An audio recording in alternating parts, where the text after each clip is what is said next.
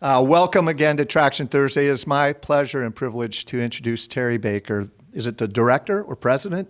The chief poobah? Executive director. The executive director for the Fairfield Convention and Visitors Bureau. Let's give her a warm... And everything And else. everything else. Welcome. When you're a one-man show, right? Yeah, everything else. So I decided today I wasn't going to do a formal presentation, but I was going to have a fireside chat. So thank you, Jason, for giving me my fireplace. If it gets a little hot up here, that's why. And I wanted to just kind of talk a little bit about tourism, what it means to the community, what it means to you as entrepreneurs. Some of you may think that it doesn't affect you at all, but I would beg to differ. Of course, that's my job, to beg to differ on that. One of the most interesting things that has ever happened to me in this role is on a, I would say, monthly basis. I see somebody in the grocery store, I haven't seen them for a long time, and we're chatting, and I go, how are the kids, how's the dog, how's the job, blah, blah, blah. And they go, what are you doing these days? And I said, well, I am the director of Fairfield Convention and Visitors Bureau. What is that? Well, we deal with tourism in Fairfield. And immediately people go, there's tourism in Fairfield? Because when we think of tourism, we think of that big word. We think of places we want to go on vacation, like Disneyland and the Bahamas and, you know, all these exotic places that have all kinds of interesting things to do. And yes, that certainly falls into the realm of tourism. But tourism is actually extremely vital in small communities like ours. Tourism is not, you know, giving out those Mickey ears and having big zip lines that go through the jungles and all those kind of things. It is that, but here, it's also about your cousin coming down here for your wedding. It's about a group of friends deciding they want to go on a foodie tour and coming to town for a couple hours to try different restaurants. It's about people coming to town for a funeral. So it encompasses lots of different things. It's not just some big attraction-based tourism idea. Now, certainly we do have some of those attraction-based things like our Carnegie Museum, which, how many people have toured the Carnegie Museum? Oh, yay, good. That's like a real little treasure. And that's something, if you get over there with Jake, plan on a couple hours, but you'll really discover some very interesting things about the history of Fairfield entrepreneurs, but also some interesting facts about Iowa in general. We have, of course, our Maasdam Barns. We have the Maharishi International University. We have our convention center. We have some really nice attractions. And they all take up what we call the tourism product. What my job is to create experiences. My job is to take all those different things and not just give you the facts, oh, it's open from this time to this time and it's there and Jake will give you a tour at the museum and blah, blah, blah. My job is to tell you what kind of experience you can have and help create an emotional response so that you suddenly decide this is a place you need to go. Fairfield has such an interesting story and has for many, many, many years, going back to the huge entrepreneurial story that we've had for hundreds of years with the universities from Parsons and all the different things that happened with Parsons and, of course, Maharishi International University. But we want to take all those things and take them beyond just here's a place, here's a thing, here's a place, here's a thing. So what happens with tourism is we become the storytellers. We're the ones that have the megaphone and we are putting out the word so that people can find us.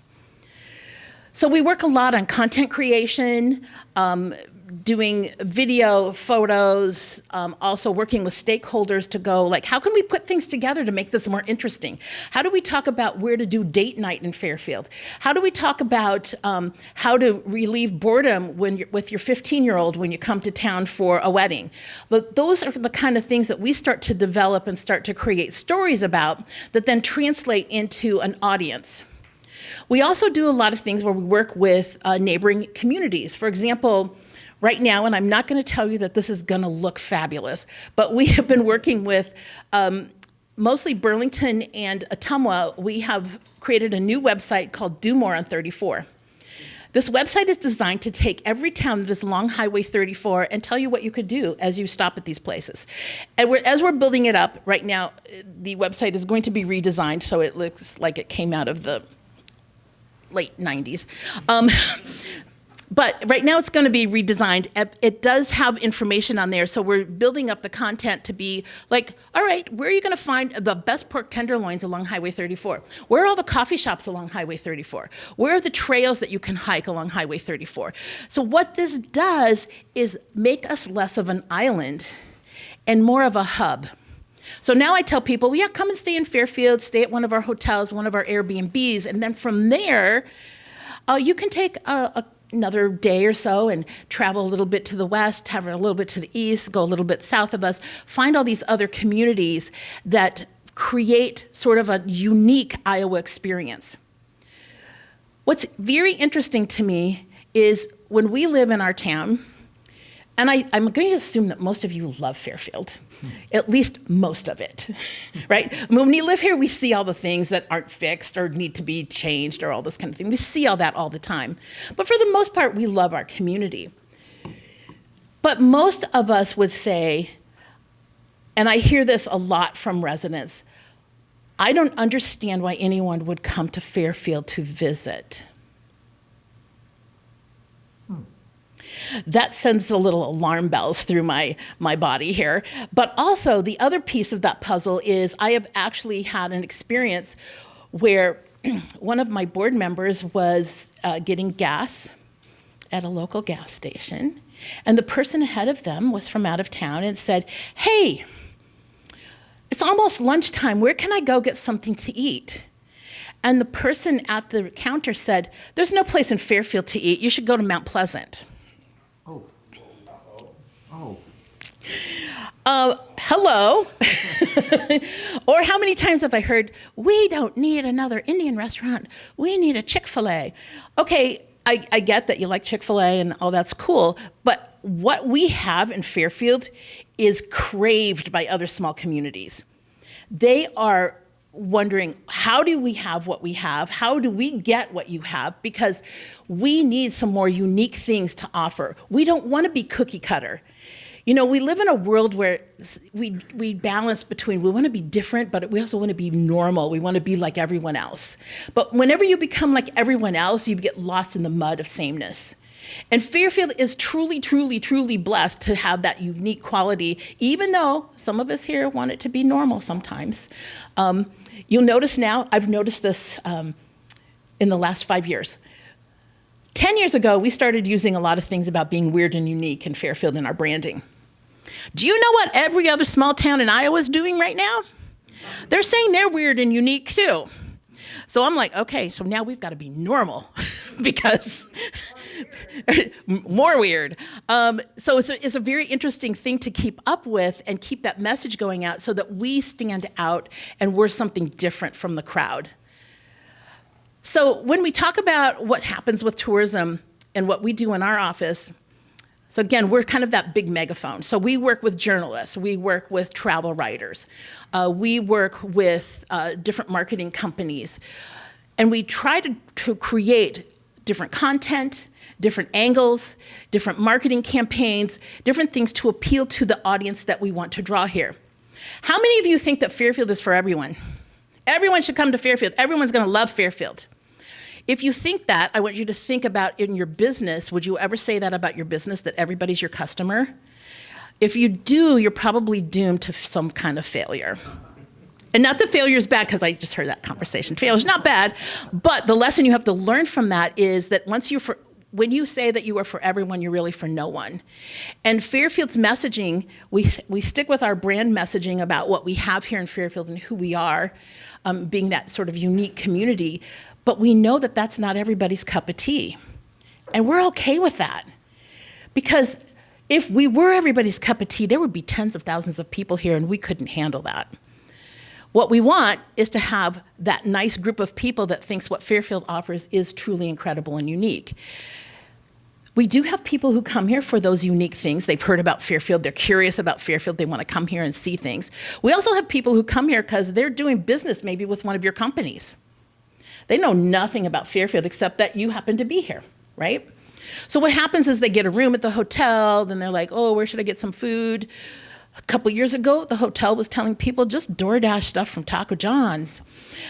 So we had to like give them a little tour of what was available in town and also make sure that they were understood not only that we have some really cool, interesting things, but that our town's survival depends on these businesses reaching their visitors that are staying with them. So it becomes very synergistic that we need everyone communicating with each other and talking about how tourism affects all of us. Somebody challenged me on, well, people coming for a funeral is not tourism. Oh, really? Tourism is strictly defined as people who come from over 50 miles away and spend at least 2 hours in town. That's our typical definition of what we count as a tourist. That person coming in for that funeral needs a place to stay, usually. Even if it's with grandma, they still need a place to stay. They're going to buy some food. They're going to get gas. They might need to run around the town for a little bit. Maybe they've got to find some flowers last minute, that sort of thing. So they're spending money in town. Does anybody want to take a guess at how much in direct spending is spent in Fairfield in a year by visitors? 35.7 million. I wish. 450,000? It's closer to his number. Good. It's 22.8 million. Oh, wow. Direct visitor spending. That means they're spending it in retail, on food, on lodging, on recreation, on entertainment. 22.8. That is as of 2023. We're actually slowly approaching the numbers we had in 2019. We know everyone had challenging years since then. We're slowly approaching that number. We were actually the second largest increase in the state of Iowa in 2023. How do you get those numbers? We get them through data that's collected by the State Tourism Office and also through the U.S. Travel Association. Now, that number isn't just a flat number. That is a multiplier number, because that money that is spent in our community is like free money, and it circulates around. It pays the employees. It's paying for all the food and all the different things that are used in those different products. So that number circulates throughout town to create, I think it's somewhere around 300 million in terms of the actual economic impact of tourism in this town. It's not a little thing. It's something that, yes, we can definitely want to keep getting better and bigger all the time. But we have to build up more product, more tourism product, and we have to build up more infrastructure. And then we'll hopefully keep seeing that number increase as we go along. When I use our data, I track that we have approximately in a year, and we're talking about people who come from over 50 miles away and spend at least 2 hours in Fairfield. We have about 147,000 visitors in a year. Yeah. When I look at numbers that come into our downtown, because we're all looking at the downtown now with the possibility of Main Street happening and all those things. When I look at the numbers in the downtown, we can, on good days, we have about 2,000 people who come into the downtown. Now, that is not just visitors, but that is a number that is anybody who doesn't live in downtown or work downtown. We can have up to 2,000 people coming into our downtown area. Guess when the most popular time is for those people to come into town? Lunch, dinner. 6 o'clock p.m. Now, this is information that I take to our retailers, and I go, the largest number of people who are coming into our downtown are coming at 6 p.m. They're probably coming for some dinner. They're probably coming for the dance studios, but they're not coming for your store because your store's not open. But is that an opportunity that we can start looking at, we can start capitalizing on? This is what tourism can actually do. We start looking at these numbers and we know that people are coming to town at certain days, certain times. Then we can start using that information to strengthen our local businesses, which is actually really exciting to me. I think that's really fun. Derek, Yes? when people come into town and spend money at a hotel and the restaurant and the theater and whatnot, does the local option sales tax, is it targeted to certain use categories, or is the lost taxes on everything that's spent in town? So I'm not sure that I totally understand what you're asking. I can, Is there extra tax revenue that Fairfield earns Yes. when tourists spend money? yeah, because we also collect the sales tax and the local option sales tax from them. Okay. So again, when I talk about free tax money, like, yeah, that's totally coming in. It's not people who are pulling money away from our community, but they're people who are putting money in, and then those tax dollars are also being collected.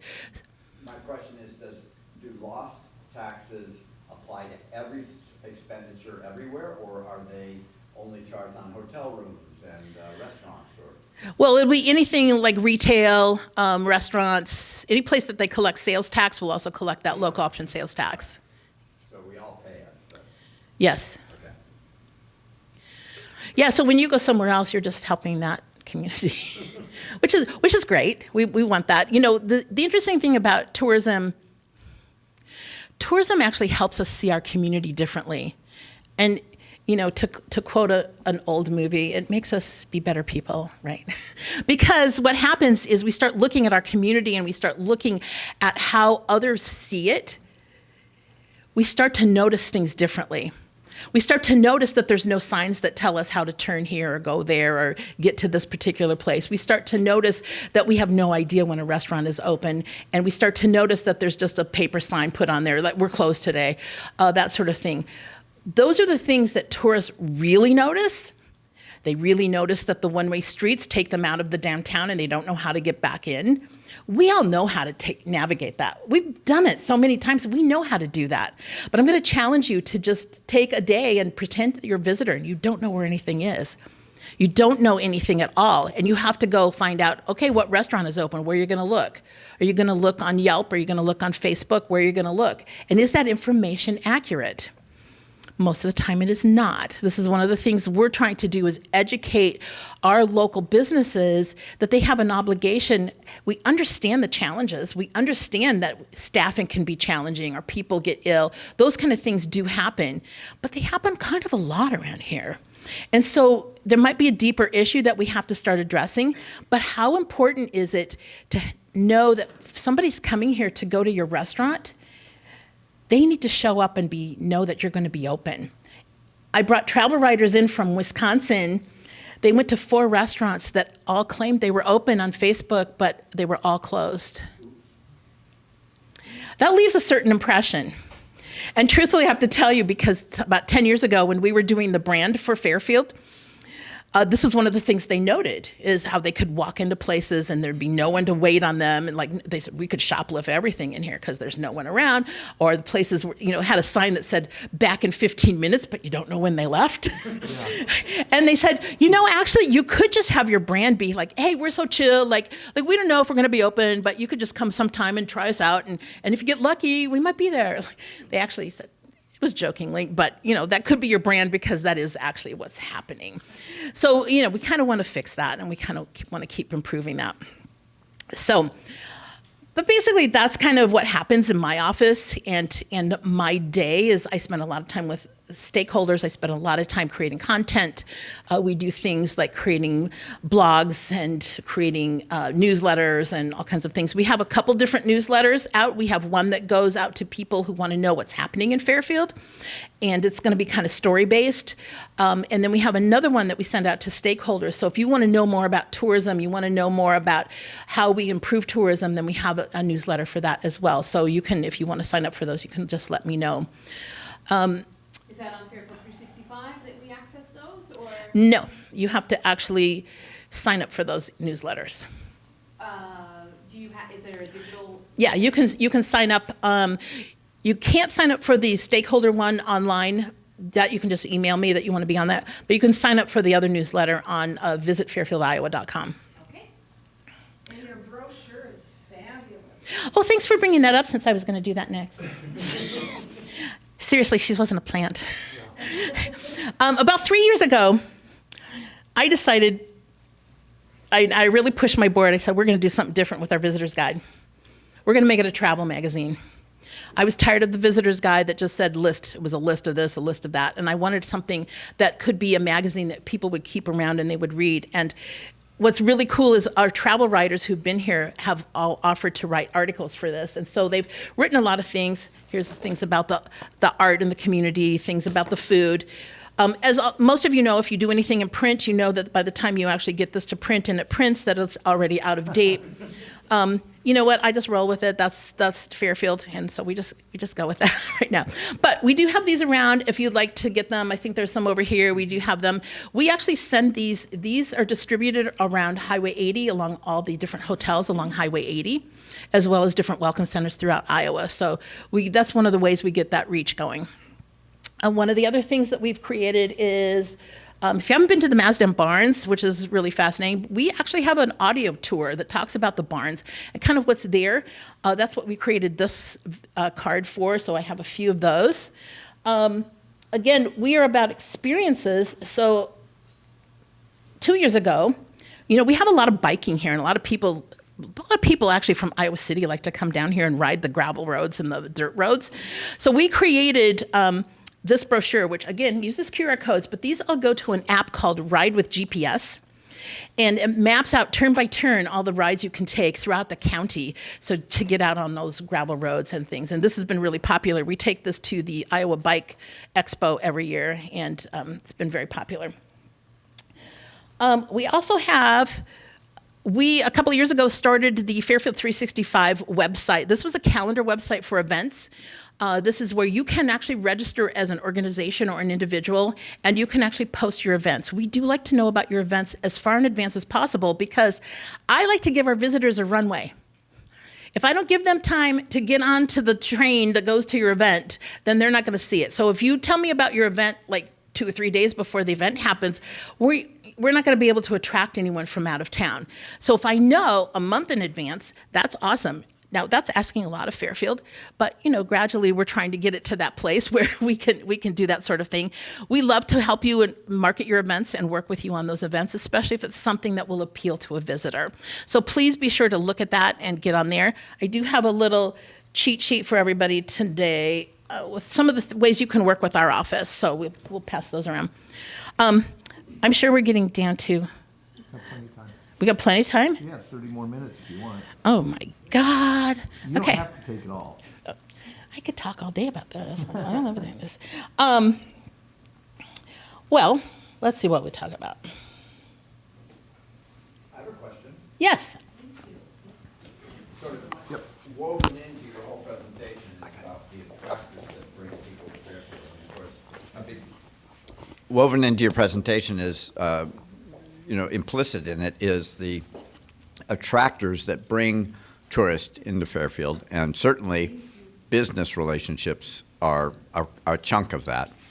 And I'm curious how you work with FIDA and Fairfield Grows and the other business development organizations in town to synergize your efforts. Yeah, so it's really interesting. What I like to think about is that we're all like a team of horses. Right? So we're all like individual horses, but we're all connected to that. How do we grow Fairfield? And we grow Fairfield in different ways, not to play on your name, but but yeah, so we all kind of grow the community in different ways, right? So economic development tends to deal with infrastructure and the big housing project and that sort of thing. Your Chamber of Commerce kind of deals with that business to business networking and relationships and making that really strong. And then what we do is amplify all of that messaging out. Our main thing is to bring people from outside of Fairfield into Fairfield. But what's interesting about that, just like the examples I was telling you about people going up to the gas station and being told that there's no place to eat, we have to educate our local population. And that has taken up more time than I ever expected, because we tend to be really bad about valuing and having pride in our community, especially when it comes to talking about it to people who don't live here. And it's real easy to go like, oh, this doesn't happen, or that, or, we're not as big as Des Moines and we don't have that. And, oh, one of our restaurants just closed and those kind of things. Yeah, those are bad things. Those are not good things. They don't feel good. But at the same time, we have to sit back and we have to do that sort of gratitude process about what is here, because again, there are other small communities in Iowa and other places in the country that would love to have what we have, to have this sort of unique collateral of mix of business and retail and whatever. It can always be improved, and we're always going to go through ups and downs, but we basically have real good communication between us. I know that Grow Fairfield and I are working on a project now, and then we're all kind of helping with the whole Main Street process. So we try to keep that open communication and respect sort of everybody's kind of in their lane. Sometimes our lanes cross. This is no big deal. Obviously, tourists, visitors will come into the chamber office and get information. My job is to be sure they've got plenty of information for that kind of thing to happen. So we really try to work together as much as possible while still moving the whole community forward. Is there 100% agreement on how that looks? No, not always, but that's okay.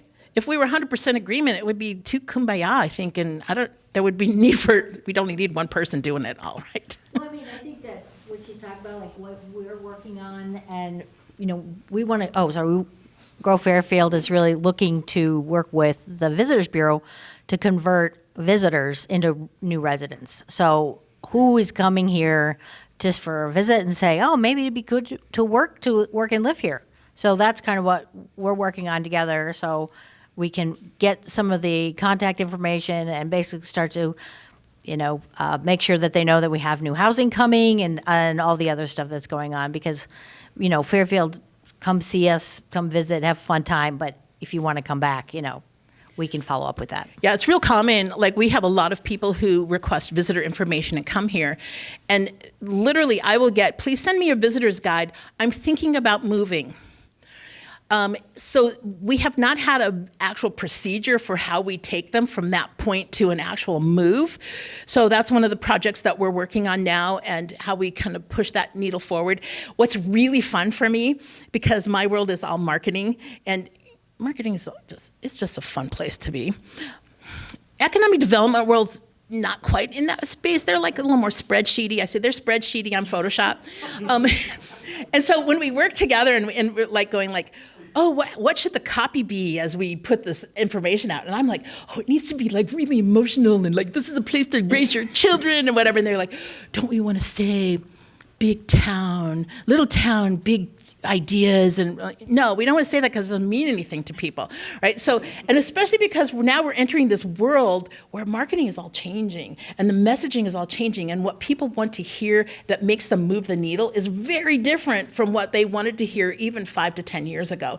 So now we're having to make that adjustment, and where they're getting that information is changing. So we are constantly evaluating where our marketing goes and how we become more effective at reaching people. And then now we want to get into this, not just converting them into a visitor, but how do we convert them, not just everyone, but only those who think we are the cup of tea that's perfect for them. How do we convert them to be people that want to live here? Bring their talent, bring their families, all those things. So. Can you talk a little bit about how social media has changed, and the use of Facebook pages used to be the thing, and how it's kind of evolved? Well, it's in the process of doing all kinds of things. Facebook is becoming more pay to play, which is fine if you've got pockets to do that. And Facebook, Meta has definitely changed how they're putting messages out. I don't know if you noticed, but my Facebook feed is a lot of ads from things that I do not care about. And so it's getting harder and harder to reach the audience, whereas that used to be one of our major forms of marketing. So we're finding that people need more video. They need things that are catchy, but not false. They need things that aren't fake, right? So it can be fun, it can be entertaining, whatever, but it can't be fake. The fine line in marketing is that you have to put everything in a nice little bow so that people want to accept it and whatever. But if it's too much glitter on top of it, then people sort of sense that, and they go, and then people come here. I remember years ago, oh my gosh, I was on the radio. There was a big event happening here, and I was told by the event organizers, there's going to be this happening, and then this happens, and then this is going to happen. And I'm like, great. So I was on a radio show in Ottumwa talking about this event and encouraging people to come. The day of the event, It's 6 o'clock at night, which is when the event started. I'm walking around town and I'm going like, there's nothing happening. Like, where's the thing? Like, you know, and it's again, it's Fairfield time. We all know Fairfield time, right? So I'm walking down the street going, gosh, okay, maybe I'll go over here and see if there's something. I pass a lady on the street and she says to her friend, the lady on the radio said that this was all going to start at 6 o'clock and it was going to be X, Y, and Z. That we can't afford to do.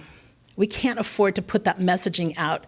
So please, please, please, for the love of God, if you're going to do an event and say it starts at 6 o'clock, have it start at 6 o'clock, because people are expecting that. Other people don't live on Fairfield time. By the way, how many people here do events? Anybody here actually event? Okay, so I've created a 60-page document on how to market your events without losing your mind. And it also has some ideas in there for just in general marketing. And I've also created custom GPTs to help you create marketing copy for your event and other things. It is a free document. If you give me your email, I will email that to you so that you can use that document and that GPT, which hopefully I'll keep updating as chat keeps changing its mind, because everything is changing. It is literally a weekly, if not daily thing to go like, oh, well, that doesn't work anymore. Oh, we have to adjust how people are thinking about things. We keep coming back to, we know our message about Fairfield, and we know who our audience is. We don't just have one audience, we have several audiences that we try to reach. And we have a different messaging for them. So I might have a 25-year-old that wants to come to Fairfield to, you know, go to the Noble House and have kava and, you know, and all these different kind of things. And I also might have a 65-year-old couple that's in an RV that wants to come and camp at the Jefferson County Park, right? They need different messaging. They need to know about different things. Interestingly, you know, there are places where they overlap. And I think that sometimes when we start doing marketing and we think about the different age categories, we're losing sight of the demographics or the psychographics of people. And that's one of the things we really try to focus on is what are people looking for? Because I run into a lot of people who are both all different age groups that they just want to come, they want live music. They kind of like all different kinds of music, and they want just to be in a place that has that. So that's not something that I'm going to just market to just a particular age group. I'm going to market to that psychographic. Do you see Fairfield potentially being able to, where the message of being known for the quality of food we grow? Like not necessarily agro-tourism, but like super hyper local, high quality, wholesome food production. Do you see that being a possible window? Yeah. I personally want to see that grow. Yeah, I think it's totally possible. And I will tell you that there's other communities in Iowa that are doing a really good job at that. Ooh, I'd love to look at their model. Okay, well, we'll get together. I'll give you some insights on what I've learned in the last couple of months. Yes, I would love that. I would love some food to, farm to table kind of experiences. Again, experiences. That's what people want. They want to go try something out. They want to go experience something. They want to try new food. They want to be with different people. Those visitors are kind of like glitter in our community because they make us aware of how we can become more lively. Yes. When my daughter and her almost husband came, he was from San Francisco. He was so impressed at the Ethiopian place and the Israeli place Yes. from San Francisco. So I thought that was pretty good. Yeah. I hear it all the time, and I'll tell you, a couple of years ago, I started inviting travel writers to come here. And I would just take them to all the standard, like, little thing. Okay, here, we'll try this, you know, little tour kind of thing. And they would sit with me afterwards, and they would just go, this is the most amazing little town. And I'm like, okay. I thought they would have a good time or whatever, but no, they were truly, truly impressed that we have a town of less than 10,000 people and we're pulling some things off like this. So that, to me, would be an excellent thing. I've been trying to brand Fairfield as sort of this like foodie destination for a while. It didn't help that we lost some restaurants, but we still have some others. and we still have some other ways of grabbing onto that. But I think we have the resources here. It's just the coordination and then making it, how do we become different? How do we become different than what somebody else is doing? That's exciting. We just recently had an event at our place. How many people did you bring in? 48. 48 people, and they came in. As a business owner in a place where we actually can hold events, it would be really nice to be able to kind of project out what the potential income Yep. would be. And I can look at the numbers about okay, Yep. from this time, this is what we did. But I know there's a compounding nature to this, and as we're kind of transitioning into bringing more population in, there's going to be this kind of window of, not being profitable with the events initially, and then but it is working towards profitability. And if I had the knowledge of like, okay, we bring in 20 people and we have a 2-hour event, we can expect like this kind of income, Right. And so there's two things I want to mention about that. So one is, obviously, there are times when we go like, okay, we want to go from A to Z. So we do this thing, what's the ROI, right? And the ROI is, cha-ching, what's in my cash register, right? And we do have an event impact calculator that we use. It was developed by Iowa State university students, and so it does have some sort of generalities. But for example, if we have, for example, an art walk or an event that happens, we can kind of calculate based on how many people show up, how much economic impact it had on the community, because it takes into account so many people came here, so many people probably from out of town, a certain percentage, it might be small, got a hotel room, some got gas, some bought food, but so we can kind of go, this was the economic impact of that event. But the other thing that I think is more important is that we are in a building phase. We're building Fairfield as a destination. And to do that, what we do with the event that we had with you guys, that to me is collateral that we use to build more like that. And then there's a reputation that follows. And that's what we need to really see is it's not just one and done. We have to give something 6 months to a year to really go okay, now we're known for this. And I know because both you and Faith have this great interest in making sure that the food is really emphasized. That's something to start now, and know that a year from now, that could be something that's really then it's going to have that impact. Right. I just need to know how to budget out. Yes. Right. Yes, absolutely. And I know it was our first time, we kind of threw that together, so we kind of have to work on that. But I will also mention that I was recently certified by I'll get the name wrong, the International Travel, some international travel thing. Anyways, so that we can start recruiting and working with international travel agencies and groups. I don't know how many of you are aware of the fact that Viking Tours brings European tours in on the Mississippi River, just an hour away from here. Yes, they do. And they are very willing to get on buses and come to other communities to do things. So we are now being promoted in Chicago, actually in June, we're being promoted as one of those places. It's a long game. It's a long game, that's a long game too, right? Because it's not going to happen right away, and we've got to see how things are panning out. But we're creating a very compelling element of why people from Germany and Italy and France and England, whatever, and New Zealand and Australia are really popular too, places, why they want to come here, because they get month-long vacations, why they want to come here and spend some time going through the heartland and landing in some of these smaller communities. So that's something I'm very excited about. It's going to be a long game for that. Yeah, just to, Galen, your point, and also what you said, Terry, about it's not one and done. The event planning strikes me yes, there's an event that's on June 12th, but the planning is maybe even multi-year, and especially for you, Galen, with Breadtopia and all the offerings and products you have, every one of those 48 people that came in goes away with some pretty clear ideas about how they can revisit Breadtopia online, and you have all their information that you can push and make long-term engagements with them. And, I think of, like, for example, our art walks. It seems to be too much in a bubble. We have to be able to sort of blast the message out, and anybody who comes from out of town leaves with an idea of the next time they're going to engage with Fairfield. Yep, and again, it's that runway. It's knowing. So, yeah, I would love it if when people are here for an art walk that they immediately know when the next one is.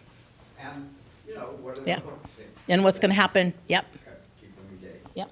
I think you bring up a really good point. I used to have a Airbnb in New Mexico, and I ended up getting some people from, I don't know, Holland. I think they came in, and they loved the fact that my rooster crowed at 4 a.m.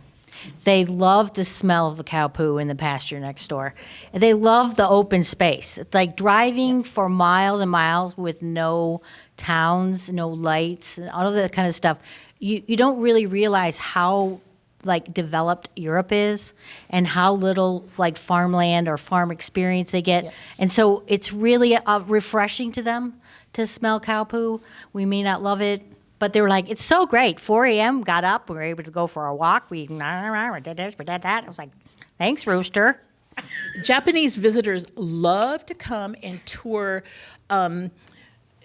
tractor manufacturers and see the big tractors out in the field. They love that. They come all the way here just to see that. Other questions? Here we go. Probably already know the answer, but is there a big silver bullet that we can put a lot of our attention on as business owners? I think look at your business from a visitor's perspective. What does it feel like when you walk in your place? When I first open that door, what does it feel like? What am I greeted with? What are the sights, the smells, the sounds? What is happening there? How are the people greeting me? By the way, we're kind of going to be working on a hospitality training we're working on that. So just because I don't have anything else to do. But yeah, I think start looking at your business from that perspective. When you do marketing, look at it not from you know all this stuff. Look at it from somebody who doesn't know this. Like, I always feel like, I think I was talking to Aaron too, I was going like, you guys need a YouTube channel about making sourdough. Just show making sourdough. Like, just that, like, you don't even have to give recipes or do anything, although if you did, you would have, there's an interesting thing that even though you feel like you're giving away all your secrets, people don't actually take the action. They'd rather come in and buy the bread. So it's a weird thing. Yeah. So, but I would just take that fresh look. And I challenge all of you, go around town and start looking at the place like a visitor. When you see the entry signs, how does that feel when you come in? I know some of you already do this when you go to other places because you send me messages. Look what this town did. It's really cool. So be sure to just take that time to look at your business. How does it feel to a visitor? Even if your visitor isn't somebody that we think classically is a tourist, still. What happens? Does it feel clean? Does it feel friendly? Does it feel welcoming? Those kind of things. So those are things we can fix right away. Right. Okay. Terry, have you been invited into the MIU Visitor Weekend planning? I have not. Okay, we got to crack that code. Yeah, that would be excellent. Okay.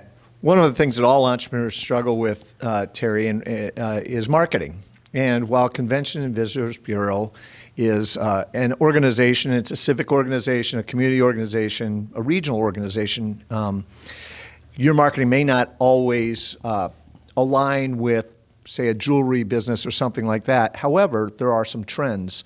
What are 2 or 3 of the most successful current marketing channels or efforts that you are doing right now that you are seeing success with? I would say one of the things is we really, really re-examined our brand messaging. Who are we? Like really deeply, who are we? And what problem do we solve? Or what desire do we fulfill? That we ask those questions, and I ask them repeatedly because there's multiple problems and there's multiple things, right? So I ask those repeatedly, and then I might look at my, young family, mom is 45 with, a couple teenagers and little kids and whatever. What problem can I solve for them? And then I address that in my messaging. so that I can get that out there. So that's just in terms of just general messaging. And I personally have started treating a lot of things with a little bit of humor and sassiness. I find that that is being received way better than, I know everything and it's very formal and it's that sort of thing. So keep everything very conversational. That personally works for me. It may not work for everyone. Probably wouldn't work for a financial institution or something. But it could actually, if you sound like you're friendly, just understand what your culture is. Who are you as a business? If you're somebody that deals only with professionals, or do you deal with, the man on the street, so to speak? So that you want to speak their language. I also find that we tend to speak in our marketing, we tend to speak, I'm going to rephrase this. I think the most important thing is to speak as though somebody has only an 8th grade education or less, because that keeps the language simple and very understandable. People are consuming so much information that they're not consuming it anymore. So everything needs to be this, like this. I need to understand it immediately. And I want to also create a hook. I want to create a hook. What is going to grab me? That says, and usually once you say what your problem is going to solve, that can create your hook. If you need help with that, call me, because that's like, I love this stuff. I can certainly see your passion about marketing. Here you go, Faith. With that statement there, that means that you have time, not much time, but you're willing to commit a little time. How are you funded? How does this all happen for Fairfield? So first of all, when I help people with marketing, that's my own time. Oh, wow. I swear that when I retire, that's what I'm going to just help small businesses market their businesses. But we are funded primarily by hotel motel tax. And we have also a tourism investment from the county supervisors, which we super appreciate. They're supporting us. But the hotel motel tax, which goes through the city, comes to our organization. We have an agreement with the city to be sort of that messaging amplifier. Yes. Yes. What's your annual budget? Well, it really varies. Oh, okay. It really varies. I would say we have right now, I'm kind of waiting to see how the next year is going to pan out, because we're seeing some fluctuations that I'm not really happy with. So I would say we're probably about 180 to 190. We definitely want to have lots of good hotels. Right. Oh, yeah. You got it. Oh, yeah. Full hotel. If anybody wants to invest in one, we're trying to work on that. Just, there is an opportunity. Do Airbnbs and bed and breakfasts, do they contribute? Yeah, they're supposed to. Now, whether that always happens, but yes, they're supposed to. Good question. We have time for one more question. I have recently heard Fairfield on Iowa Public Radio. Is that you, or would that just be the entertainment facility? That might have been them. Okay. I was on a podcast though recently about Fairfield, so that was in North Dakota. So I like which it. was really fun. So that was, hey. I like it. It's very good. I have one additional question, just that, in my view, of course, this was the hook that got me to come to Fairfield 40 years ago, but I keep thinking that the underutilized golden goose here is how to weave MIU into a spirit of community development together, because it's always been, like you mentioned, separate and apart from Fairfield proper. And I'm curious if you have any insights, how do we shake that up to create a more open, creative, and collaborative channel? Well, I think there's a couple approaches, and I don't think it's necessarily like there's one thing and that's going to happen. Most towns that have a university, there's always a separation between town and gown. Always. Yes, always. And rightly so, right? Because especially with this university wanting to control their messaging and that sort of thing, I have been trying to create the message that we're not necessarily going to invite people or bring people in who are going to become students or start meditating or those kind of things. However, that could happen. We tend to entertain a lot of people who are curious. They're very curious. It's kind of like, we just use this analogy. I don't know if this is like, but I use this analogy that if you go to Kelowna, to Amish country, you know, it's very interesting and you want to know about their culture or whatever. You don't want to become Amish, but you do kind of want to know about it, you know, in a nice, friendly way, and you want to understand the world. And those are the people that I deal with. And so to have a little more thing where we're not going to be giving them an introductory lecture when they come to visit. They want to just know, like, what makes you different and unique, and speak just like, you know, an 8th grader, like just nice, clean messaging. That would be awesome. It's a work in progress, right? It's always a work in progress. Let's give Terry Baker a warm welcome and thank you. Thank you, thank you, thank you. Very, very interesting.